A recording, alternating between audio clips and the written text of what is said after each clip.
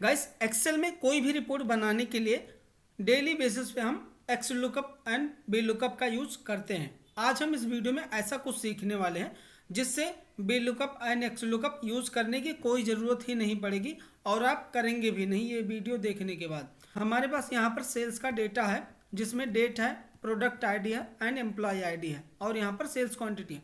अब अगर मुझे इसको एनालाइज करना है तो उसके लिए पहले पूरी डिटेल हमें चाहिए कि प्रोडक्ट का नेम कौन सा है या किस सिटी में सेल्स हुआ है या किस रीजन में सेल्स हुआ है।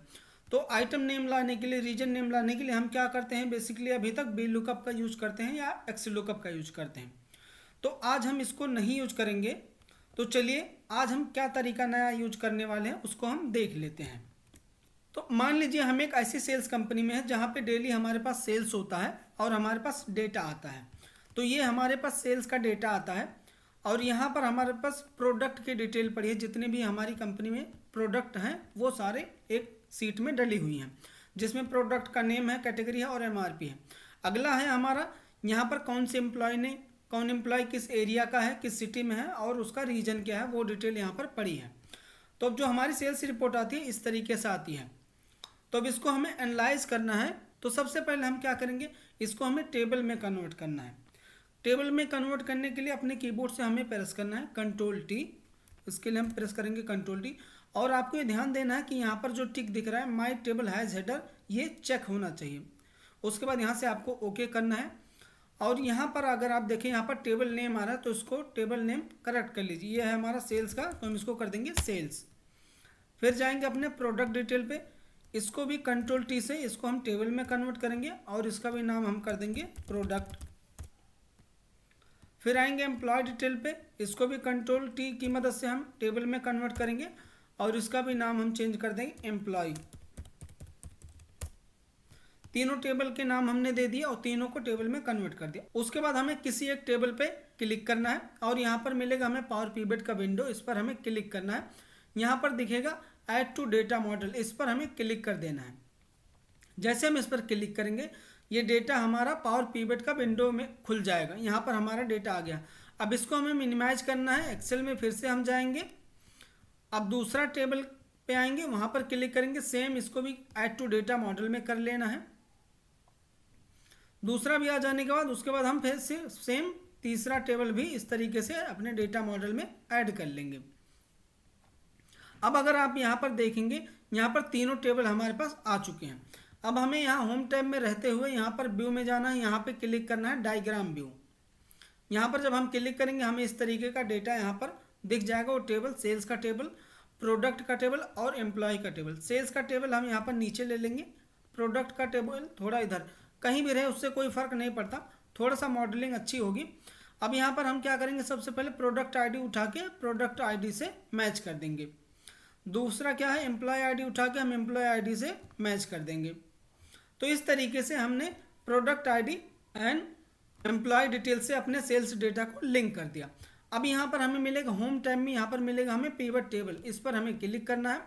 अब फिर से हम आ जाएंगे अपने एक्सेल में। यहाँ पर हमें पिवट टेबल क्रिएट करना है न्यू सीट में या एग्जिस्टिंग सीट में। तो ऑब्वियसली हम न्यू सीट में क्रिएट करेंगे, यहाँ से ओके करेंगे। अब यहाँ पर हमारे पास पिवट बनकर आ गया। अब अगर आप यहाँ पर देखेंगे यहाँ पर हमारे पास 3 टेबल दिख रहा है। यूजुअली जो हम नॉर्मल पिवट टेबल यूज करते हैं वहाँ पर हमें एक ही टेबल का जो फील्ड आइटम होता है वही दिखता है, लेकिन यहाँ पर हमें 3 टेबल दिख रहे हैं। अगर आप उसको एक्सपेंड करेंगे तो आप देखेंगे हर एक टेबल के अंदर उसका जो भी फील्ड नेम है वो यहाँ पर हमें दिख रहा है। तो फॉर एग्जांपल अब हमें मान लीजिए यहाँ पर अब हमें कैलकुलेट करना है कि हर एक रीजन में कितना सेल्स हुआ है। तो एम्प्लॉय वाले टेबल से हम यहाँ पर रीजन ले लेंगे एंड सेल्स वाले से सेल्स क्वांटिटी ले लेंगे। तो ये हमारे पास आ गया रीजन वाइज सेल्स। अब मुझे रीजन वाइज नहीं देखना, मुझे देखना है बेसिकली हर एक आइटम के अगेंस्ट में कितना सेल्स हुआ है। तो यहाँ से मैं प्रोडक्ट टेबल से आइटम नेम ले लूँगा, ये आ गया मेरे पास हर एक आइटम के अगेंस्ट में कितनी क्वांटिटी सेल हुई है। अब आइटम क्वांटिटी यहाँ पर दिख रहा है हमें, अगर हमें वैल्यू देखना हो कि कितनी वैल्यू सेल्स हुई है तो अगर हम अपने सेल्स में जाकर देखें सेल्स डेटा में तो वहाँ पर वैल्यू नहीं है, क्यों एमआरपी है हमारे प्रोडक्ट वाले में, वैल्यू है क्वांटिटी है हमारी सेल्स वाले में। तो वैल्यू कैसे निकालेंगे, उसके लिए हम पावर पिवट वाले टैब में ही रहेंगे। यहाँ पर हमें मिलेगा मेजर्स, इस पर हम क्लिक करेंगे, यहाँ से लेंगे न्यू मेजर्स।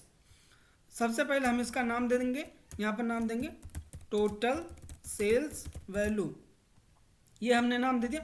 अब यहाँ पर लगाएंगे सम एक्स का फॉर्मूला, यहाँ पर हम देंगे अपना सेल्स का टेबल, कॉमा लगाएंगे, यहाँ पर हमें देना है quantity, quantity multiply by related का फंक्शन लगाएंगे, और यहाँ पर हम ले लेंगे MRP, टैब प्रेस करेंगे and bracket close 2 time and यहाँ से कर देंगे ओके। जैसे हम ओके करेंगे यहाँ पर हमारे पास अब आ गया है वैल्यू, हर एक आइटम की क्वांटिटी कितनी है और उसका वैल्यू कितना सेल्स हुआ है। अब यहाँ पर आपके पास बहुत सारे आइटम हैं, अगर आपको यहाँ पे सर्च करना है तो आप सर्च करके देख सकते हैं, यहाँ पर आपको मिल जाएगा। क्वांटिटी थी अब तक, अब हमारे पास सेल्स की वैल्यू भी आ गई। अगर आपको कुछ और कैलकुलेट करना है आप वो भी कैलकुलेट कर सकते हैं, और यहाँ से आप अपने अकॉर्डिंग जो भी आपको चाहिए, रीजन चाहिए या फिर आपको एम्प्लॉय नेम चाहिए, उस तरीके से आप यहाँ अपना पाइवट टेबल मॉडिफाई कर सकते हैं। तो इस तरीके से हम अपने डेटा को एनालाइज कर सकते हैं।